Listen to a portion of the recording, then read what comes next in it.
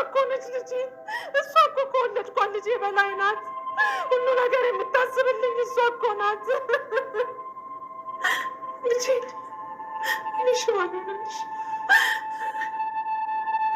ዶክተር ብሌን አይደለችም ሽባ የሆነችው እኔ ነኝ። ለራሴ እኔ የማለቅሰው። የሰላም ድምፅ የሰማሁት ለምንድን ነው የምታለቅሰው? አደራን ፈጣሪ ሆይ እኔ ያሰብኩት ብቻ እንዳይሆን። ብሌን ሞታ ነው? ወይኔ ጉዴ!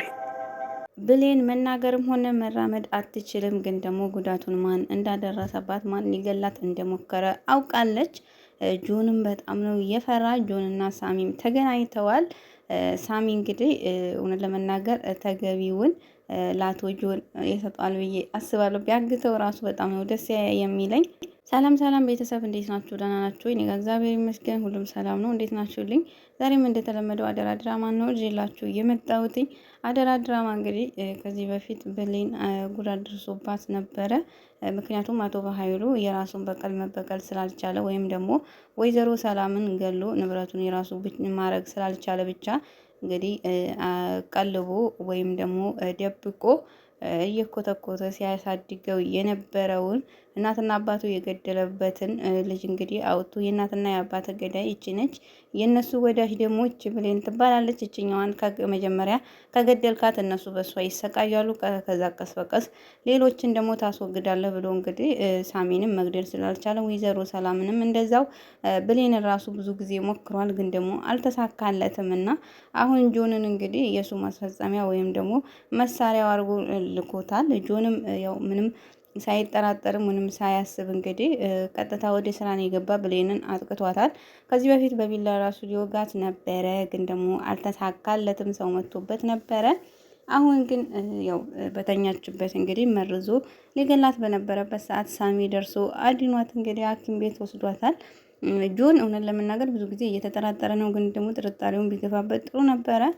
ትናንትና ራሱ ሲያወራው ጋሼ ብሎ ደውሎለታል። ሰየኔ አንበሳ ተበቀልክልኝ በሚለው ሰዓት እንዴት ነው የራሱን በቀል ነው ወይ የሚያስበቅለኝ?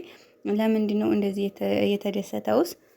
ደግሞ እኮ የእሱ መሳሪያ ወይም ደግሞ እየተጠቀመብኝ እንደሆነ ነው የማስበው። ለምንድን ነው ብሎ እንግዲህ በጣም ነበር የተጠራጠረው። ብሌን ላይ ራሱ እንደዚህ ይሄን ጉዳት ካደረሰባት በኋላ በጣም ነበረ እየደነገጠ ወይንም የፈራው። ምክንያቱም ልጅቷ አሳዝነዋለች። መቼም የእናትና የአባቴን በቀል ነው መቼም የተበቀልሁት፣ ግን ደግሞ ለምንድን ነው የምታሳዝነኝ? አንዴ አድርጌዋለሁ እኮ እያለ እንግዲህ በጣም እየተጸጸተና እያዘነላት ነበረ።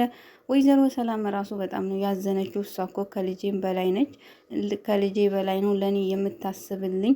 በጣም በቃ ጉዳት ላይ ነው ያለችው እና ምክንያቱም ብዙ ጊዜ ያው ወይዘሮ ሰላም ብሌን ከብዙ ወይዘሮ አልማዝና እውነቱን እንድታቃርቃታለች። እጇን ለመንግስት ለፖሊስ ሳትታሰር እንዲሁም ከአቶ በኃይሉና ከቃል ሴራ ራሱ አውጥታታለች እና እውነት ለመናገር ብሌን ለወይዘሮ ሰላም ያው ልጇ ነች፣ ግን ደግሞ አይተዋወቁም።